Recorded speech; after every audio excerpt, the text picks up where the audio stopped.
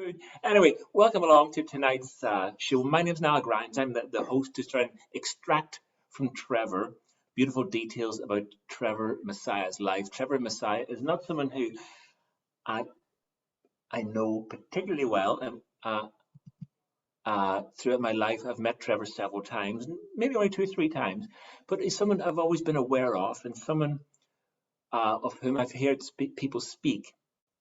And in life and climbing and whatever world you move in, you get people who are often addressed very with respect and people who put good things into the world. And it's one of the things I've always heard about Trevor. Always people often speak of him very highly, which more than what people say about themselves, that says a lot about someone. So it's a great honor to have Trevor tonight. I mean, for example, I've heard that in his life he's taken uh, problem kids out climbing. And I know someone who I believe Trevor introduced to climbing called Dan Honeyman.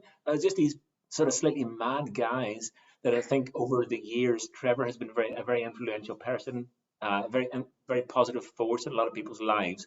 So for that reason, as amongst many, we're going to have a look at this beautiful person's life and a few of the twists and turns that has led it here, and his take on the world we all move through, the world of broader society, the world of climbing, the world of the outdoors, the world of just being a person in relationship to everyone else. So it's a great honor. I welcome tonight's guest, the one and only Trevor Massiah. Hello, Trevor. How are you? Where Hi, are Niall. you? Thank you. Thank you very much for that wonderful introduction. Ha. I paid all those people to say those nice things about me, of course. Yeah, you didn't pay them very much. They told me you didn't pay them very much. Not enough to give you some as well, I guess. Oh, yeah. Yeah, I'm sitting here in sunny Spain as the sun goes down, unseasonably cool at the moment, but still lovely. So I'm in the Costa Blanca, just outside Calpe, near Alicante. I'm in the Costa Coffee, just outside Sheffield. Very nice too. Yeah, Trevor, we're going to take a little bit of a look at so tonight's format. We're going to sort of have a look at the life you've led. I'm always interested in these things to sort of find the point at which people's lives go off in different directions. At the points at which your life opens up in a new way and moves from the previous way into the next way. So it's just I often think people don't know what those moments are or know what those turning points were. So is that okay to just have a look at your life and sort of see how you get there and what's influenced you and what has been your learning process and what has culminated in putting you in that amazing chair tonight? What's brought you to being in that amazing place? Tell us your life today. Give us a quick rundown. What's your life today? Well, my life right now, obviously, and I run it's a tour operator called Rock and Sun, and we pretty much do climbing holidays and courses and experiences, but mainly sort of holidays. Holidays are our mainstay. We're based in the Costa Blanca, but we run courses in the UK and in Thailand, in Greece, France, bouldering in Font, Albertin. So we've got a range of different products at various places around the world. Obviously, at the moment, very little going on because of COVID. So we've literally been sitting out the pandemic and waiting for people to be able to travel again. Business is very much based on people being able to travel. So we've had hardly any work in the last 12 months since the pandemic kicked in. So spent most of the time either locked indoors, climbing, new routing, exploring where we are in the Costa Blanca a little bit more closely. So yeah, my life really revolves around either climbing or taking people climbing and then traveling around the world and new routing. So it revolves around climbing, taking people climbing, or traveling for climbing. Could we simplify that a little bit, Trevor? Plus a little bit about talk about climbing. So your life today is very much climbing is the thing that runs through everything in your life today in 2021. It's pretty much when we're allowed to go climbing again properly. I mean, obviously here it's been great since the first 2 months of lockdown, which we couldn't move more than 50 meters away from the house. Then since that 2 months ended, we have been able to climb first locally and then within the Valencia region. So it's not exactly been the end of the world, but it's actually been quite nice to have a break from being on the the slog of treadmill work and climbing trip to climbing trip to climbing trip, and just be in one place and actually enjoy being still for a while, and actually just going and doing stuff for yourself. Apart from the bank balance sort of plummeting, below red, it's been interesting. It's been nice, and we're very varied year we've had, considering that we're in a pandemic as well. Managed to get married twice last year, which was Who are the two lucky? Who are the two lucky?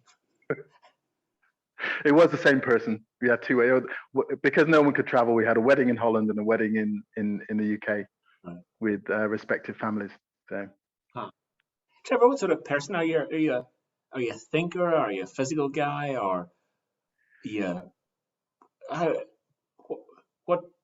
what makes you up, do you think? So, for example, during the lockdown when things were quieter, did you spend time inside your own head, or do you go out for walks, or what makes you tick? Walked a lot, talked a lot. Yeah, I'm a thinker. I like to think. I like to think about why things are the way they are. I mean, obviously, with the lockdown last summer, I mean, the two main things that were occupying people's, certainly my thought, was obviously the Black Lives Matter, protests, and the issue when it came up after George Floyd's death, and also what was going on in the States with Trump, and then of course Brexit, which we're all being affected by. So yeah, I like to think and talk and debate. Definitely seem a thinker. So one of the things that I would think I'd be here for, and maybe a lot of people here, is to learn. Sometimes you speak with people who might have a particular perspective, and it's almost like when I thought about what's happening tonight is so we can't debate things, but it almost seems like an opportunity to learn from someone, because you will have a perspective on things that most people will not be privileged to have the perspective on, because of you're black and you grew up in a black neighborhood in Britain, which you can really bring to us. We've all got perspectives on Trump, but maybe yours is influenced by, well, we're all influenced by our context, right? So amongst tonight's chat, it'd be nice to sort of hear and learn from your take on this. I mean, as I say, everyone will have a take on all those three subjects you've just talked about, but I think as audience and an interviewer, we're privileged to have you as someone who I live in a very white world, and it'd be really cool to sort of hear, without looking to debate it, just learn from it, amongst other things tonight. I mean, I think that it's been a really interesting year. I mean, it's been I have to I guess accept that I've had a very unusual life, and I guess at the moment, looking back, when I have to sort of look at it and think about it, the more I think about it, the more I realize how unique the experience that I've lived through is, because there are probably not that many people that have had the kind of sort of childhood experiences that I had growing up, because of the choices my parents made, and then also being one of the few black people to be climbing in the sort of mid to early 80s. That also means that I've had a very unusual kind of life experience, and then the recent events of the events of the last couple of years kind of forces you to be very reflective. So I've learned a huge amount about myself, and I guess about the world I inhabit as well, that we all inhabit, in recent years, because I've been digging around and trying to research why we have this very unique time in society where there's all this upheaval, and everyone seems very angry, and everything's very polarized. So yeah, it's been a pretty interesting time. And obviously I was born in 1965, in Bristol. But my parents chose for some reason to live in South Bristol in a very white working class neighborhood, which was very unusual at the time because sort of housing policy for immigrants coming over from immigrants. I shouldn't even use the term immigrant because my parents were British citizens, so they weren't actually immigrating. They were just coming to the motherland. They were coming home basically, but they were obviously treated like immigrants. But they decided to live close to where my father was working, which happened to be in South Bristol, a very working class, what would be described as a depressed working class area. What was that? The area? It was an area called Hartcliffe in South Bristol.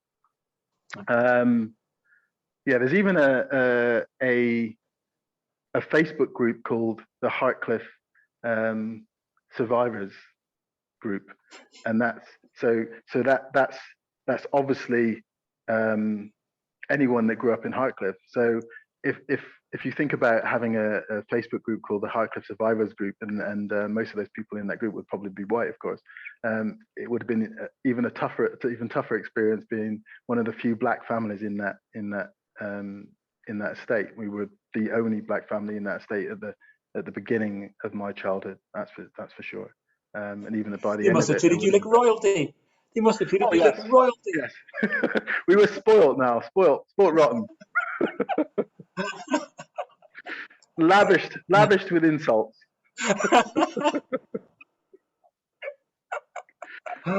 Yeah, it was the typical things of neighbors, like racially abusing you, and just a typical thing in the sort of kind of 70s. It's the way it was. I mean, I don't know if you remember, there was a TV show called Love Thy Neighbor. And you wouldn't be able to air something like that now. It was just horrendous.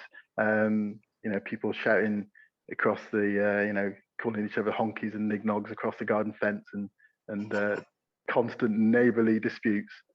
But it's a funny thing growing up in a working class neighborhood, because on the one hand, it involved all the things you would expect from being a black family in the 60s or 70s and early 80s in that sort of environment.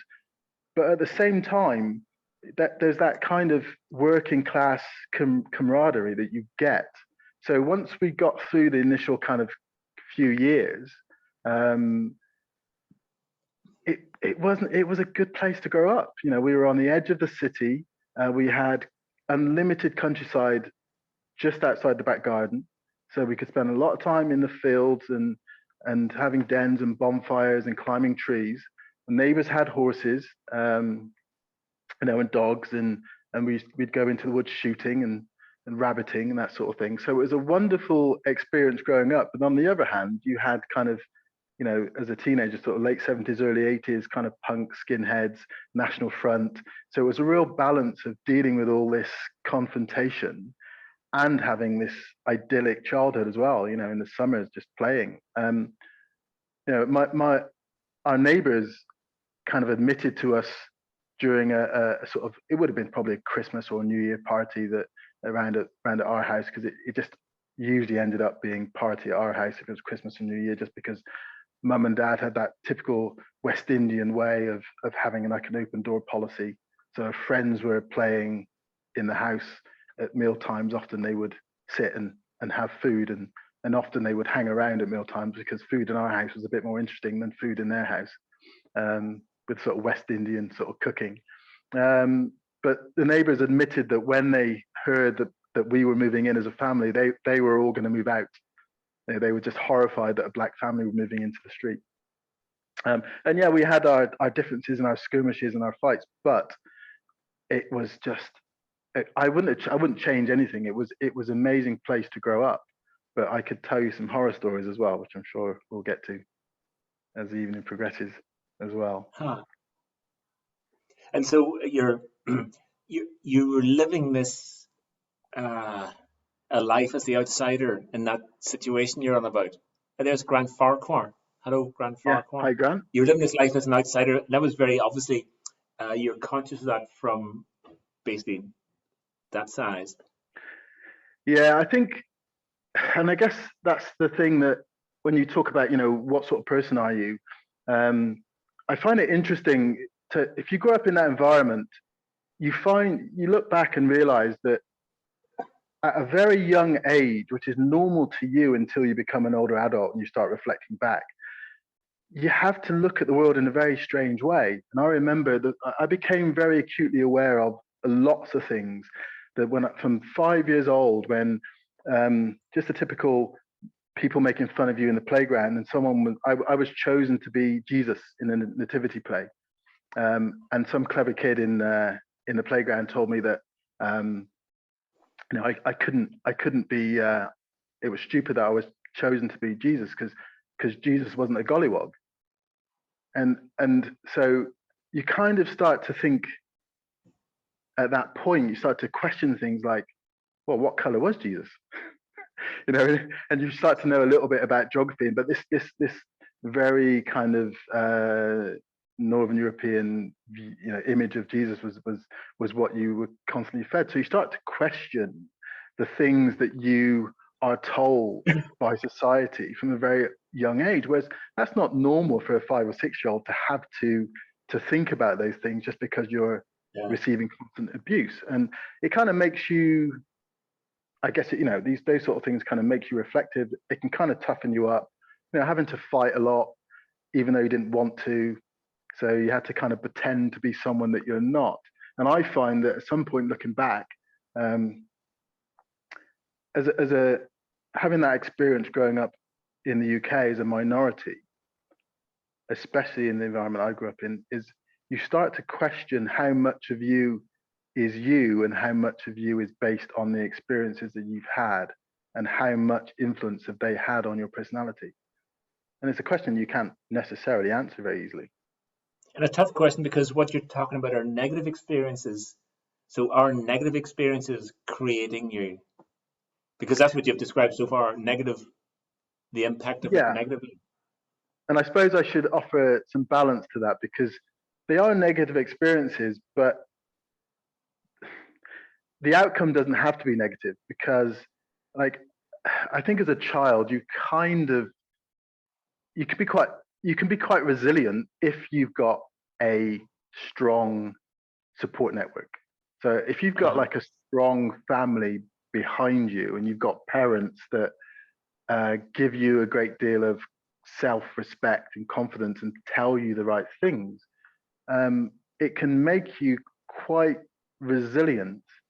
And I think the thing I'm glad about is I've become resilient with that without being kind of bitter or negative or angry.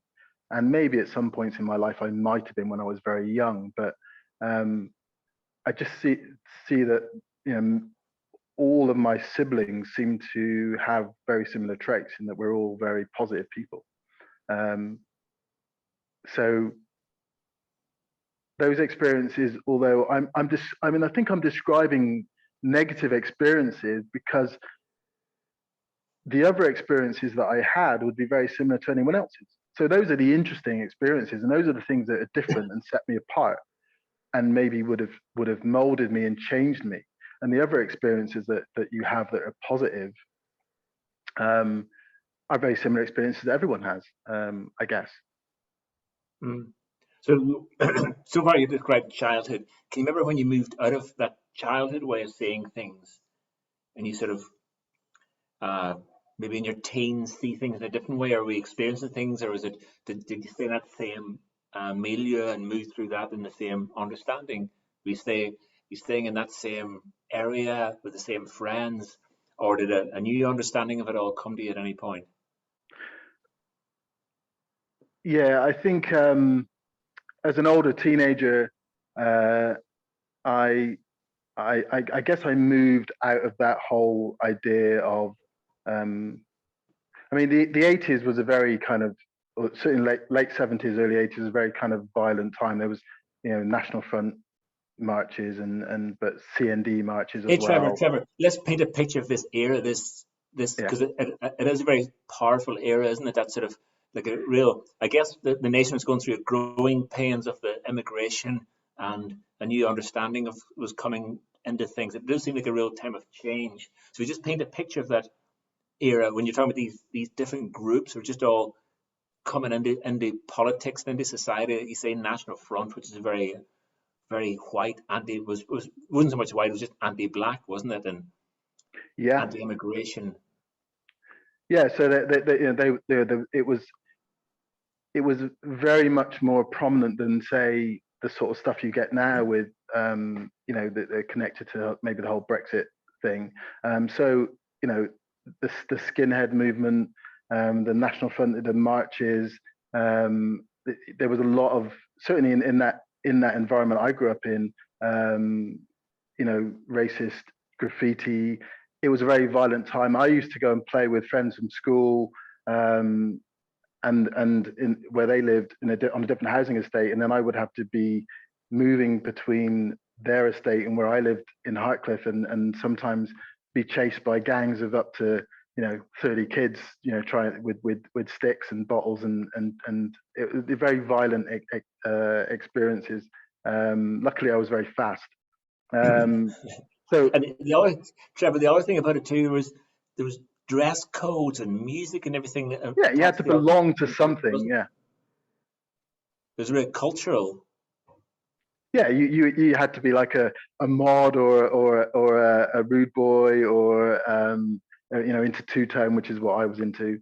Most of my friends were sort of mods. When we became older students, we'd ride around on scooters and go to Northern Soul, and R&B, the traditional R&B parties, in town. So I think one of my experiences that changed my life and changed the way I looked at things was when I got into a fight at school, and I potentially seriously damaged someone, and they ended up going off to hospital in an ambulance, and there was a big hoo-ha because of that. They were. What had you done? What did you do? He was pushing National Front leaflets and agenda and trying to encourage people to join the National Front. And I was 14 at the time, and I succumbed to peer pressure and was told that I was the one that should teach him a lesson. And I remember at the time feeling very uncomfortable about it. Like, maybe, if you were offended by it, maybe you should as well, or you should. Shouldn't necessarily be my job, but I did. He ended up in hospital with a suspected ruptured spleen and some broken ribs. Did you punch him? Did you punch him?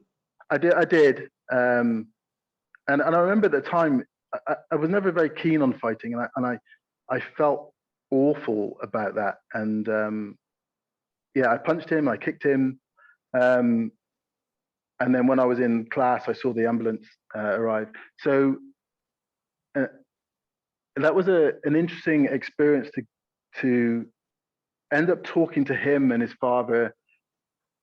Rather, the whole going for the whole process of maybe being expelled from school and what have you. It made me realize that I didn't want to ever put myself in that situation again. So I was never a keen fighter. I was always defending myself. But yeah, the idea of being violent, being aggressive, was something that I just found deplorable. So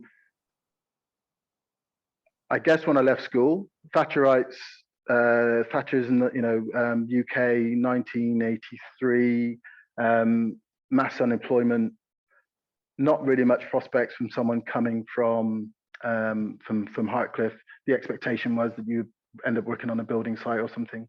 And the thing that changed my life was having a couple of failed interviews, and then I went to I was advised to go to a youth training scheme selection process. I walked into this room. Someone assumed that I was on probation, and I ended up on a scheme that was for people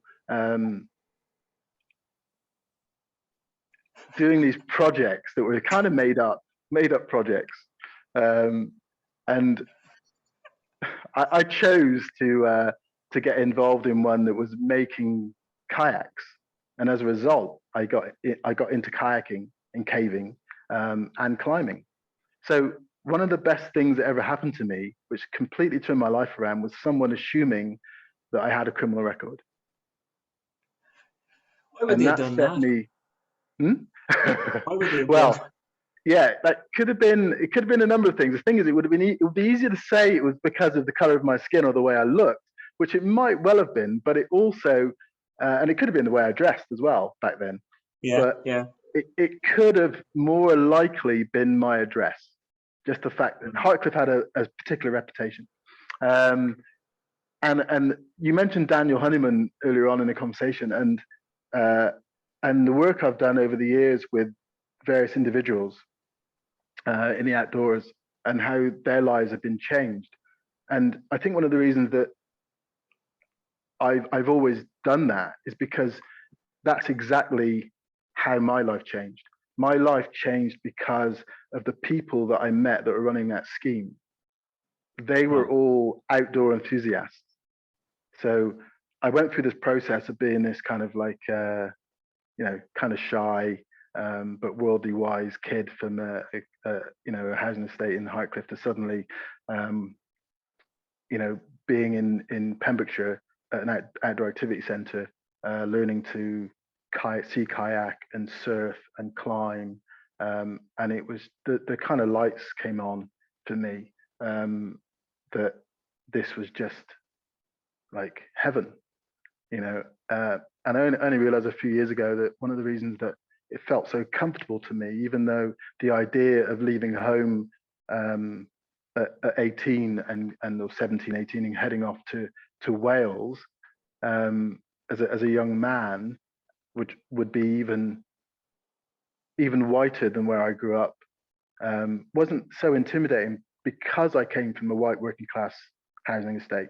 And I think that made a difference for me. I could do that. I could imagine myself in that environment. And looking back on it, one of the reasons that it felt so comfortable for me in that environment was because when I grew up in Bristol, we spent all our time in the outdoors, climbing trees,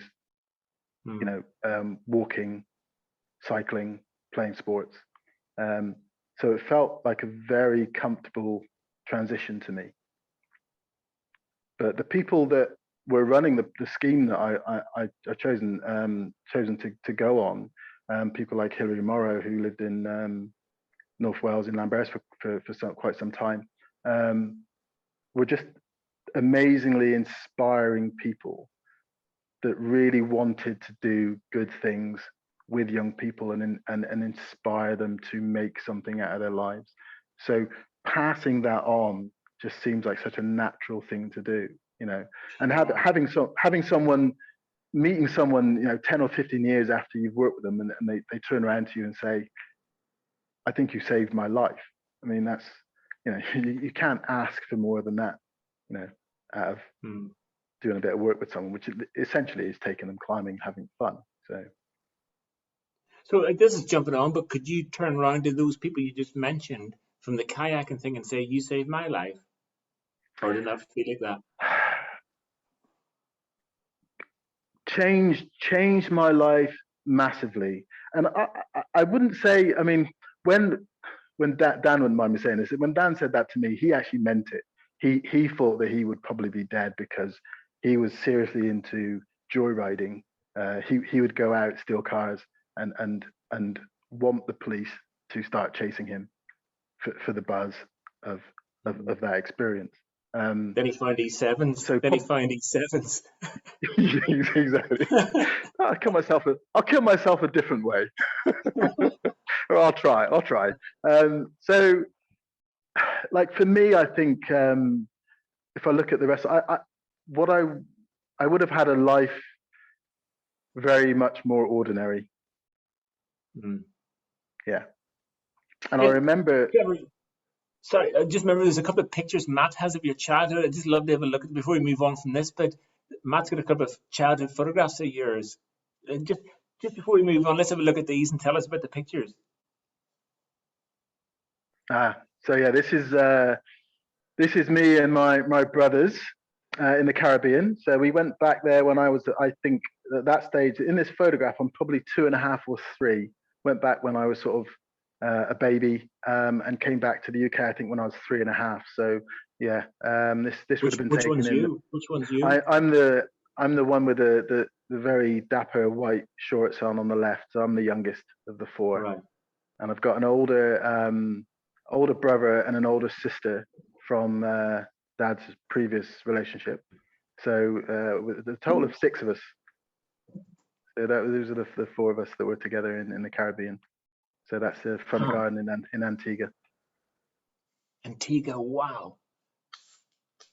Yeah, we always had to dress up with. We were probably on our way to church, and we had to dress up like this until at least the age of 12, 11 or 12 on Sundays, and head off to church.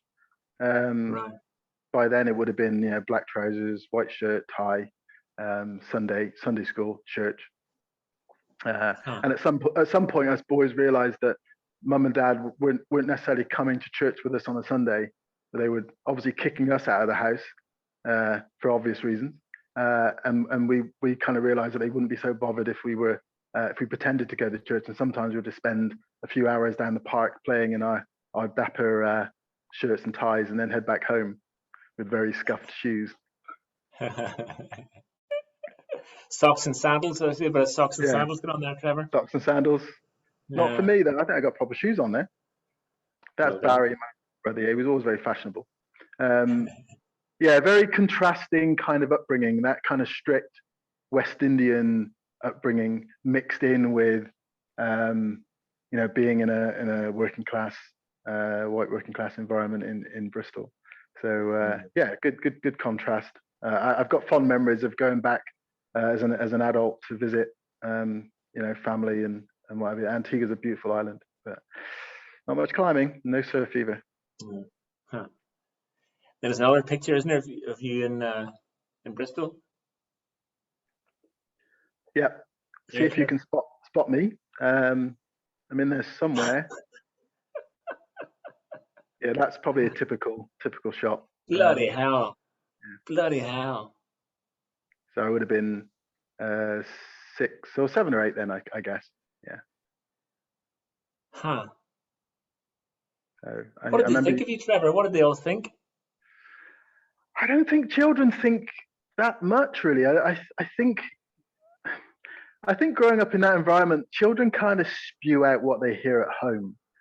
And back then it was a big thing, the whole immigration thing, because there were obviously people were getting used to Britain becoming a more multicultural society.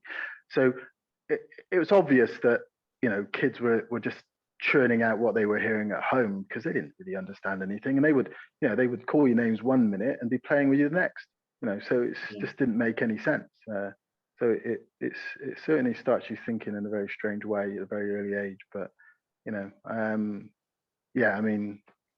I had a great time, despite having to deal with a lot of the typical name calling and abuse that you get. But yeah, I certainly enjoyed my primary school years. Even though I was probably slightly embarrassed about wearing my mum's knitted jumpers. Very talented knitter, but when you go to school and knit a jumper, you don't really appreciate it until later in life how good a knitted wool jumper can be. I see a few knitted jumpers there, actually. Yeah, hand-me-down shoes, knitted jumpers, flare trousers that were sometimes a bit too short because they were handed down from your brother, who was already shorter than you.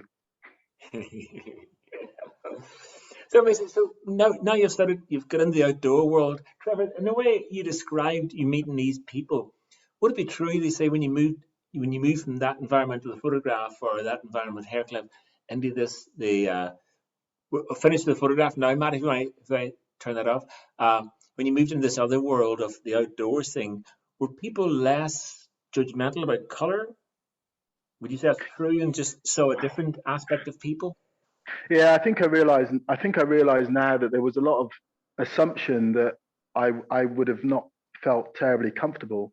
I don't think a lot of people realized when I moved into the outdoor world that I was very used to being in a white environment, because it was more normal back then from my parents' generation to be in an inner city multicultural kind of society. So therefore, when you move into, say, the climbing world, as just to stick with climbing, I think everyone assumes that you are slightly uncomfortable with being the odd one out. But I was always the odd one out anyway, so it was entirely comfortable for me. So there was definitely that. But I mean, it's interesting because there's been a lot of talk recently about whether or not, you know, racism in climbing, or it's not very inclusive, and are there barriers.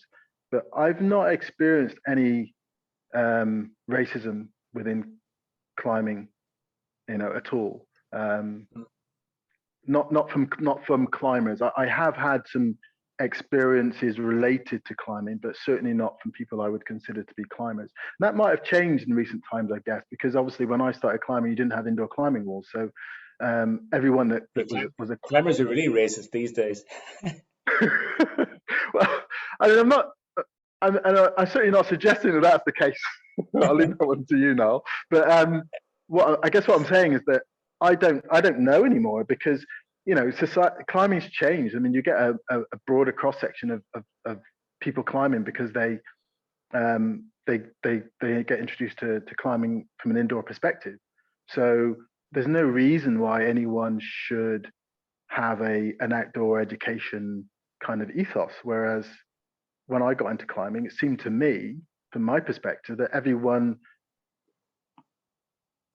I met that was a climber or a kayaker or a caver understood the benefit and the power of and the positivity of the outdoor environment. But if you get introduced to a sport from the indoor environment, it's not necessarily the case that that's where someone's coming from. Yeah, so my experiences of that are certainly positive. And I know that there's a photo somewhere in there of me on an expedition to Ama Dablam, and it's the first time I've been to the Himalaya, and the first time I've been to proper altitude outside of the Alps. But like last summer, when the Black Lives Matter movement and everything kicked off, I've had a whole lots of experiences of people coming, you know, very, very good friends getting in touch and either apologizing for things they may have done, which they probably didn't, because I don't remember, or so I went on this expedition with Alan Richardson, and he was employed to organize it for a company which I won't mention. But he didn't. This was would have been at least 9 years ago, I think, we did this expedition, and he finally fessed up to me last summer that the company that we were employed, or he was employed by to organize the expedition, asked if they could have an all-white team. And Alan told them that under no circumstances would that happen, and if I wasn't a part of the team, then he was going to go straight to the press. So yeah, but I was oblivious to that, of course, until recently. You know, it's one of those things people might hide from you because they don't want you to be hurt. But taking into account, you know, the events of last summer, Alan felt it necessary to share that bit of information with me, and it is useful to know these things, because you can go through life oblivious, thinking that these things aren't happening around you when they might well be. But yeah, what a fantastic mounting and a great experience. It seemed when you described the sort of the racism of kids and that comment just seems so moronic, doesn't it? It's the comment of morons, isn't it? How can you sort of be, you know what I mean? Yeah.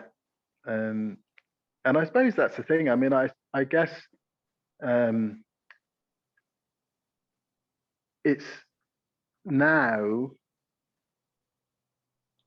what happened as far as last summer goes is that people are acutely aware that all this stuff is out there, but I guess people like myself lived through it, and it's out there, and you see it.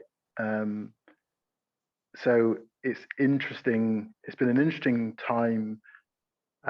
People becoming aware of what most of us know and deal with, and just accept because you've just dealt with it all your life. Trevor has been so deeply involved in climbing, giving you a different perspective than you talk about your brothers. Is your perspective different, or when it gets down to it, is yours and theirs just a lot broadly aligned? They won't have lived the same life as you live. They would have started off in the same context, but sort of not found this amazing thing of climbing in the outdoors, where things are a bit more different. But when you get together, do you still share the same Yeah, we do. feelings I and think. conversations? Yeah, we do. We all get on. There's always a lot of laughter, always a lot of taking the piss out of each other brutally. No, but But in terms of you said but how you feel about the world, and from this point of view, broadly aligned with theirs, this sort of. mine's slightly different, I think, just because I've travelled so much and had such a much broader variety of experiences. But I think we all understand the world from the same perspective because of our early life experiences. And my brothers still live in Bristol. They live most of them live very close to where we grew up. So yeah, I do think we see the world in a very similar way. And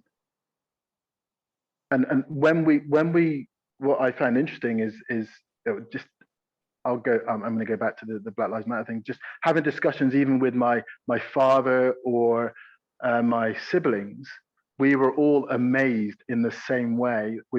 I found us all saying, "Wow, wow, we didn't think we were going to see something like this in our lifetime."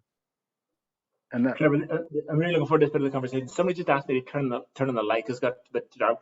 Can you just excuse me for a minute while I turn on the light and yeah, quickly go to the toilet? Be very quick. Be back in a moment. yeah. Thank you for the feedback about the light. Maybe show a photo, Matt, That's a great idea.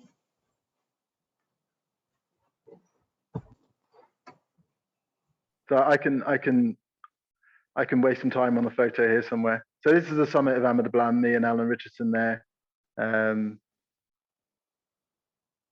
Yeah. So maybe flick through to, yeah. So this is Sakati Cave in Kalymnos. Yeah, I mean, I'll talk a little bit about my very established yearly routine, just to make people that are kind of suffering from lockdown a little bit jealous. But normally, this is the first time I spent a full year. I think I spent a full winter in Europe, probably twice in the last 15 years or so, I guess. But this is we normally spend most of a week or two of May in Kalymnos. The summer shared between the Costa Blanca, France, the UK, and Holland, and then we're back in Kalymnos for September or October, sorry, and then by the middle of November we're usually in Thailand for 3 or 4 months.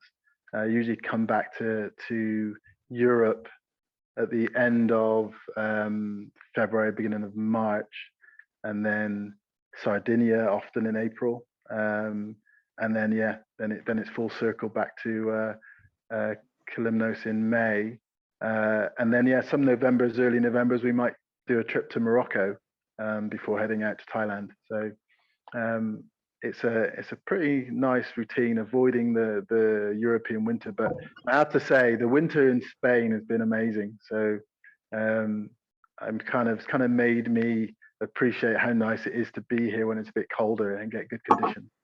So I think the plan moving forwards might be to spend a bit more time in Europe in the winter, albeit definitely on the Costa Blanca.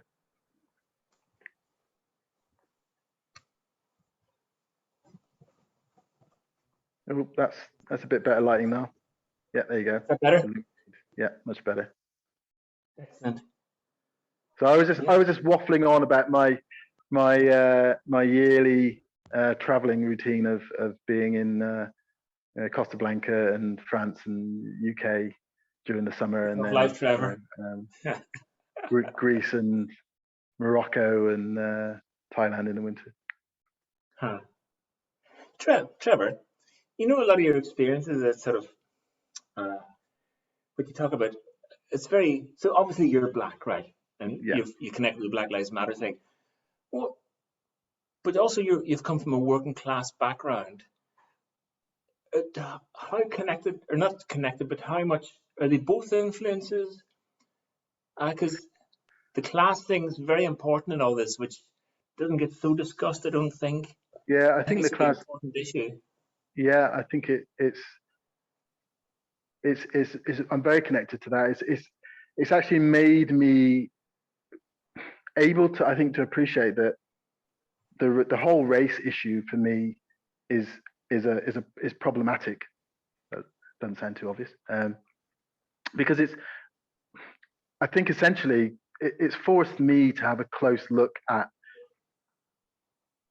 why we all have to go through this experience at this time, in this point in history.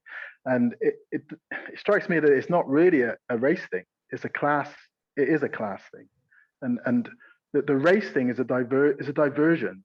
Is completely unhelpful, because, you know, it's black people are no better at not being racist than white people. We're fully capable of racism and genocide and horrible acts to people that are the same color as us or whatever. And at the moment, it just seems to be this debate around, you know, you're on one side of the debate or other or not. It's black and white, and it's not. I've been doing a lot of research and reading, and just realizing that, you know, lots of different people have been persecuted over time. You know, the Irish, for instance. I mean, I'm reading something at the moment which, you know, the Irish were also classified for a time as a lower race by the English. They were called savages and incapable of being civilized. Well, that's fair enough. That's fair enough. How perceptive the English were. I look up to you, Trevor. So you should. But, you know, it is interesting. It is interesting, though. It's like we're all wrapped up in this kind of racing, but it's actually who's the state. It's the upper classes that have used race. Race doesn't even. I hate even using the word, because obviously it's a social construct. So therefore, it was constructed in order to make to help, you know, slavery be more palatable, you know, to the masses. So therefore, I think at some point, I think what I find really fascinating is that, and I think that's what I found interesting about talking to my father and my brothers last summer was, when things like this happen, the time we're in at the moment, it's a sign of progress. You know, the toppling of those statues and all that protest, what it means is there's enough people in society that are prepared to have a voice and prepared to protest. And what's largely come out of this is the need for education and understanding history. So you have to kind of understand the history of race and racism. And once you start doing that, you very quickly see that it's the class divide that's the problem. So we're all in the same boat. So come from a working class environment. I understand that working class environment, and I understand how unuseful it is to talk about white privilege, because it's completely useless to someone who's in Hartcliffe still on a housing estate with very little prospects, and don't feel like they're particularly privileged.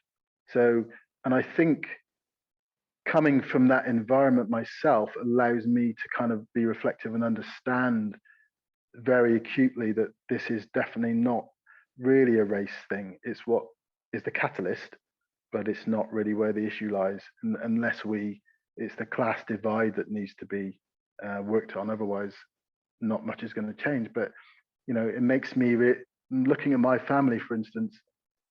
I mean, I don't know if you saw those pictures of the Colston statue being tumbled into Yes. the dockside Yes. in Bristol. Well, if you Yeah. look at that footage, you'll see that obviously most of the people in that crowd were not minorities, or they didn't appear to be. There were more white faces in those crowds than black ones. But my because of where we grew up, most of my family have mixed race children, so therefore you kind of realize that a lot of those faces that appeared to be white could easily be mixed race. A lot of my nephews and nieces, for instance, would easily pass for being white. And I think as time goes on, there's more and more people that are in that category. I think of and on the race issue as well. My daughter, for instance, she's like, what do you categorize someone as? Or even myself, I've got Chinese ancestry there. I've got obviously African. My parents were from the Caribbean, so it's like to classify you as some particular races seems a little bit ludicrous, of course, as we all know. So yeah, I think the working class background makes a big difference. Mm. And what I realized also as well, that I've had experiences where you're sitting around having a very civilized evening, after dinner chats with people around a dining table, and I'd be telling some stories of my childhood, and I've certainly on many occasions had people turn around and actually in disbelief at some of the things that I've shared with them, like that's not true, that didn't happen. And yeah, of course. And these stories you're talking about, are they in relationship to your color or your upbringing in general? Both. Right. I did. I've got a few examples. Like that. We the school I went to, for instance. I remember coming home from. I've seen teachers being attacked by pupils and beaten up by pupils, but also I remember coming home from school one day and watching the news, and the headmaster had been beaten up by another teacher, and that made our local news as well. And then there was constantly these riots in the housing estate. One of the stories I have of going back into Hartcliffe is going into what used to be my local pub and forgetting that I was black because I grew up in that area, and going back years later for a darts match, and I walked into this pub and the whole place went absolutely deathly quiet and everyone stared at me, because when I was growing up in Hartcliffe during the riots in the city centres, sometimes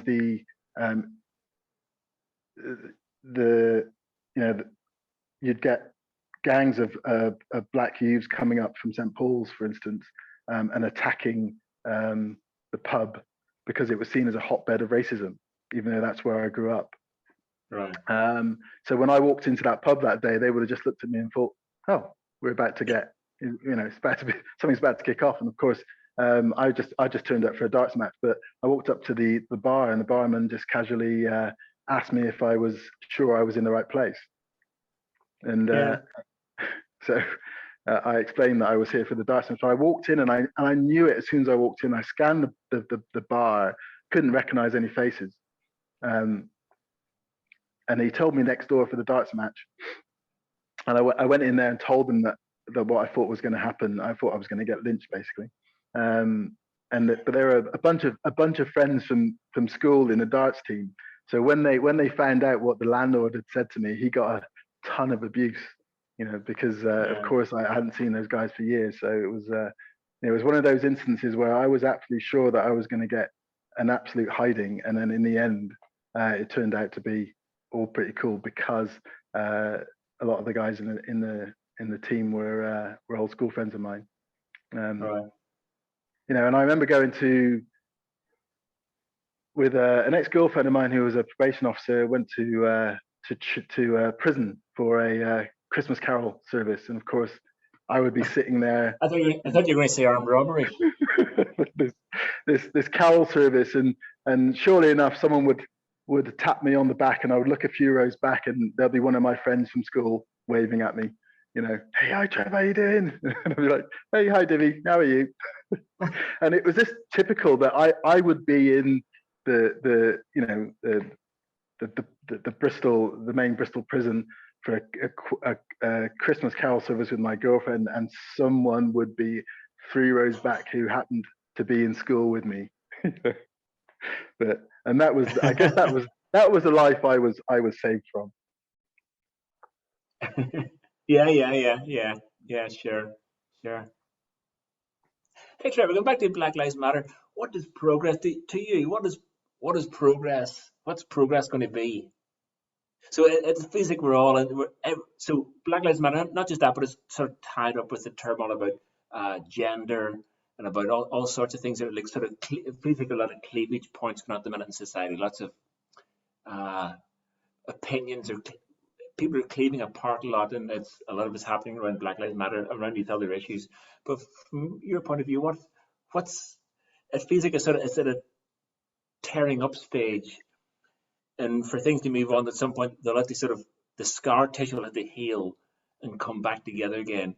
And what will the new thing look like to you? Well, in your wildest dreams, what would it be? I think that in my wildest dreams, it would be that the education system would change sufficiently enough that the powers that be would allow an honest history to be taught in schools, because then we can all understand how we've arrived where we are. I mean, it's to a lot of people, and I've had a lot of discussions with friends and family, and we can all end up thinking that, God, this is just why are we living through this? Why is this all this turmoil? And a lot of my white friends were thinking, I thought everything was okay. I didn't realize, I thought things had got better, and they kind of have, but they're just not better enough. So I think that if the truth was told, it would be a very uncomfortable place for the ruling classes. So I know, and without sounding like a conspiracy theory or something, it's quite obvious that the masses we're all in our place, but the problem is Britain is dealing with an influx of immigration because of the massive empire that Britain had. When you read about and understand what went on in empire, and that they've got the audacity to use the word savages, it's just the savagery of the British history is so savage, isn't it? So, but how many people really understand in that sort of detail what British history is? And without, like, if you start talking about it in detail, it can kind of sound like you, especially as someone who's a minority, people accuse you of not loving your country or being anti-British or whatever. But it's not, for me, it's not about that. It would just be nice if we could have an open, honest dialogue about where we as human beings have come from and where we are and how we're going to move forward. And I don't think that's possible unless we have a better understanding of history and how we've been manipulated and lied to, and how Black history has been hidden away. And there's a reason why a lot of white people actually believe that Black people are inferior. I mean, it's still the case now that a lot of people actually believe this. So, and it's no surprise because that's what's been fed. So in my wildest dreams, I think it would be, and a much fairer society. I think you don't change society by bringing in laws and legislation. You change it by having more freedom and education. And I think, people often talk about, I think that when you talk about people being included in sports or areas where they are less prominent, I think society gains more than the individual. Like if you get more black people into climbing or winter sports is the big thing. BBC the other day was like, well, why are there so few black people involved in winter sports? Pretty obvious. It's expensive, and it's cold. So, it's society benefits from that inclusion more than the individual. Sure. Because people get to meet people of different ethnicities, of different backgrounds, different cultures, different outlooks. And that's, I think, what changes society. And I think that's what's led us to where we are. So many people now, it's in a way, it's not, I think the whole movement is not necessarily being driven by minorities. It's being driven because enough people care and enough people think that racism is so ridiculous that you have a huge amount of support. And it's inevitable of where this is going to go. I mean, speaking to friends, it seems like a very negative, hopeless place we might be in. But for me, if I imagine how you would progress out of the racism that we have as a society around the world, not just in the UK, you have to go through this process. You can't just legislate your way out of something like this, So for me, it's all about education. Right. Okay. So for me, some old white guy, I conflate the Black Lives Matter with those other issues that are happening around the same time. To you, they seem like very different issues. I think one thing is it's all to do with minorities, I guess, and unrepresented minorities who feel they can't be themselves in the current society. Or are they, to you, are they very different things? I don't think that. I think the thing that connects them is the fact that we've all become very used to putting labels on ourselves. So we're used to being labeled, and people are doing it to themselves now as well. So you don't need to. It's a shame that you have to have a label of being transgender or asexual, or everyone has their I'm black. I mean, it doesn't. So they're connected in the sense that human beings like to pigeonhole themselves, or we've been trained to, are taught to label ourselves. And I think for me, the way they're connected is we kind of need to stop giving labels to things and realize that we are more similar than we are different. And as long as we keep looking for the differences, it's hard to see a way forward. We need to start looking for the similarities rather than the differences. It doesn't matter whether you're transgender or whether you're gay or whether you're straight. We're all the same. I honestly, you sound a bit odd, I honestly don't feel like I am particularly, I don't feel black in the sense that I don't see myself as anything other than a human being. I don't see why I should, because I'm no different to anyone else. And I think integration, leads people to realize how similar they are to other people as opposed to different. And I think, my experiences are that, I know what it's like to be somewhere with a group of white people, whether it's like, say, someone's family, and hear someone say something racist, and then turn around and say, "Oh, well, Trev's all right," well, because they know me, because they don't know any other black people. That's the sort of thing that integration can kind of break down. Once you know someone, you get to understand how similar we all are rather than how different we are. If that goes some way to answering your question. You're a beautiful man, Trevor. Well, it's Amazing. I Yeah, think yeah, that's a beautiful answer. yeah we yeah I kind of realized that it's a bit of a curse that I'm happy to kind of bear being. I think that the upbringing that I've had, I think, is fairly unique because of, and I'm eternally grateful for my parents deciding to go and live where they did, and I'm glad that I grew up on a working class housing estate because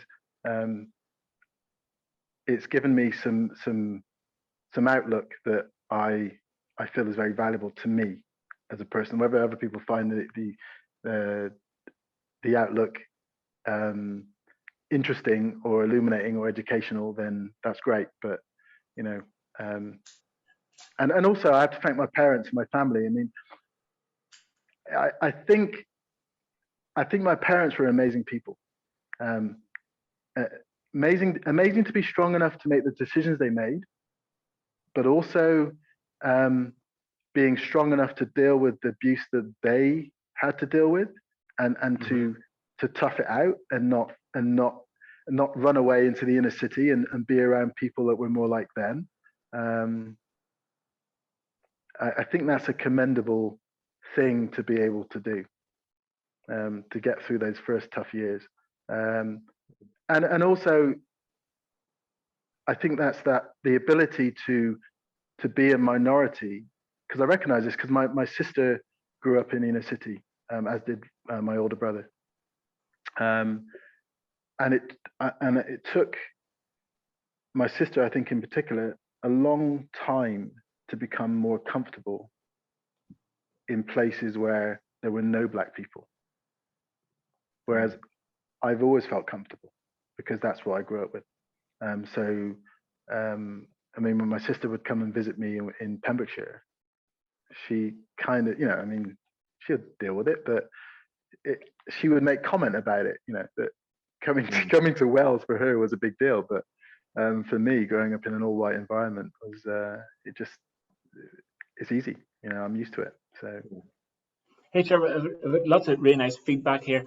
Just one thing before we move on, it's just if anybody out there has got a couple of questions for Trevor, it'd be really nice to have some. Now, I know one thing has happened here so far is Rehan Siddiqui has commented a couple of times, and Rehan is now off the top of my head an agent from the Oldham area. He's been climbing all his life, and I remember looking at these old Crags magazines, and there'd be photographs of Rehan and his brother Sid. And they just, there's these two black faces looking out of the magazine. It was just so amazing to sort of see this thing. And it was around these magazines at the same time, 70s stuff. And you have these comments like the Irish Everest expedition ran out of steam and they ran out of scaffolding halfway up. No, sort of, there's this whole sort of racism thing, which is kind of Yeah. the thing of the times. That's just, if you went to any comedy club, that's what I guess that's what the gags would have been: Irish people jokes and black people jokes and all these things. So it's kind of really funny to look back. But also, Rehan and his brother seem like two real groundbreakers of the time. Do you know these guys? Yeah, I've met them. Yeah. They were like mega, like sort of really the earliest non-white faces I'd seen in UK climbing. And I Real think those things are powerful inspirational guys. because I remember looking at those images as well, and it is refreshing to see other people that look like you Yeah, doing things, even if you don't personally need that. Yeah, we actually managed to get to 10 Downing Street for a BMC representation one evening, which was fun with a whole bunch of people. So yeah. So I don't know if anyone's got any questions for our esteemed guest. From Rehan Siddiqui, I totally relate to Trevor's experience. That's from Rehan. So he obviously has a connection with your experience of the world or climbing. I'm not sure which of the two, maybe both. But yeah, I just wonder if any audience members any questions. Maybe not. Maybe not. I tell you what, I tell you something that might be interesting. I don't know. Well, one of the things that I wanted to mention was that no one needs to apologize for anything. I've had several friends of mine apologize to me or try to apologize or ask me if I was ever offended. And it's not really. I don't think it's really appropriate to apologize to your friends for something you think you may have done, because they're your friends. So therefore, if they're still your friend, then it's all good. But I've had people apologize for maybe using the N-word in a joke. And humor is something that I think is super important, and we've got to keep it. A joke is a joke. And I do believe that, Trevor. I'm it's really, as someone who loves humor, I feel it's humor lets people go somewhere that's is yeah. really important. It can Really spark important. debate. It can spark debate, and also if your intention is to make someone laugh, that's a good thing. If your intention is to try and hurt someone, then it's a problem. But it's all about the intent that you carry with whatever it is you're doing.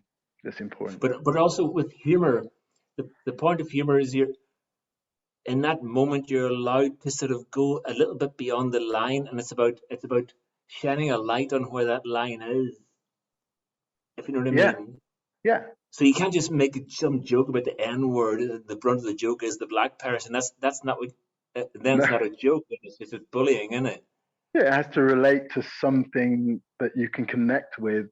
That's true in how we live or how we perceive things. Yes, Yeah, yes. That reflects our understanding of the world as yeah, human beings. yeah.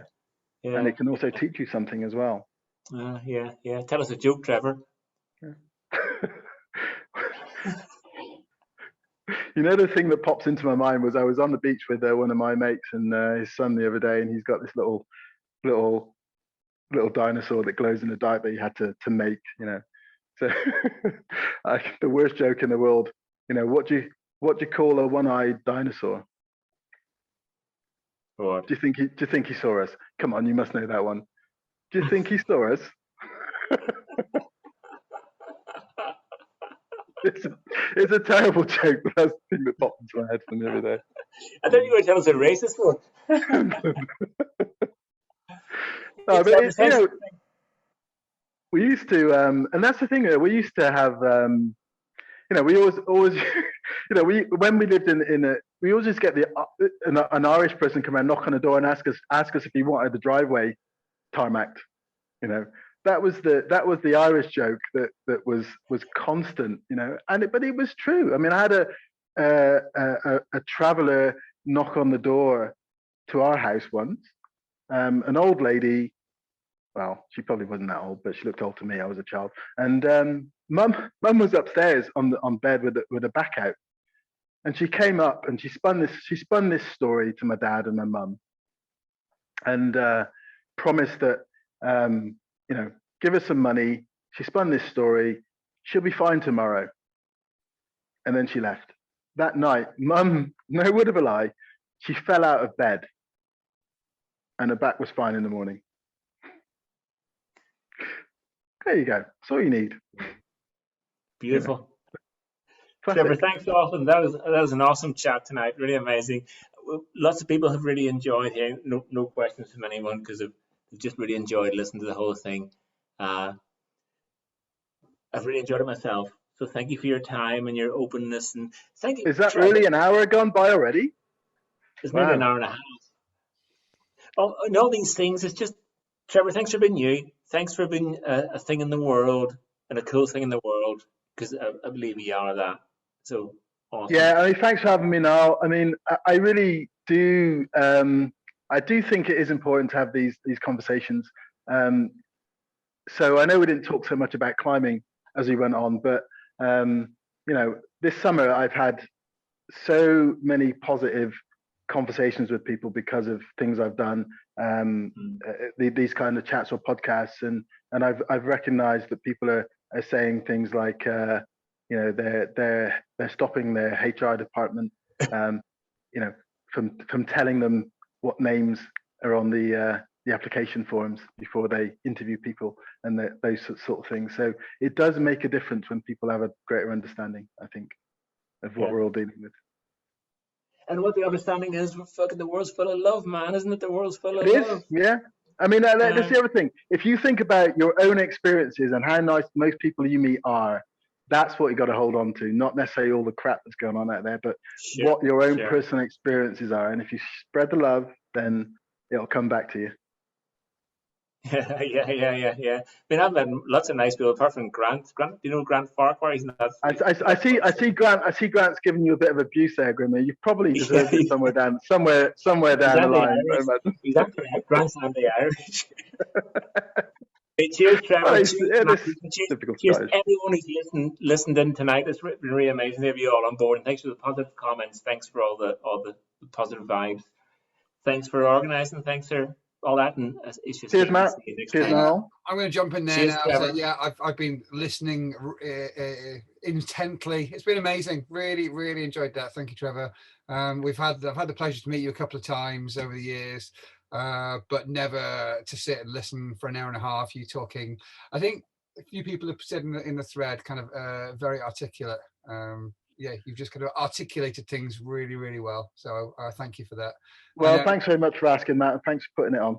I look forward to sticking this on YouTube and then actually sharing it, because I think, that's one thing we can do now is actually kind of continue. YouTube's great for that. It'll sit there for days and weeks and months and years, and people will watch it. So yeah, we'll keep spreading the word and spreading the love. Cheers, guys.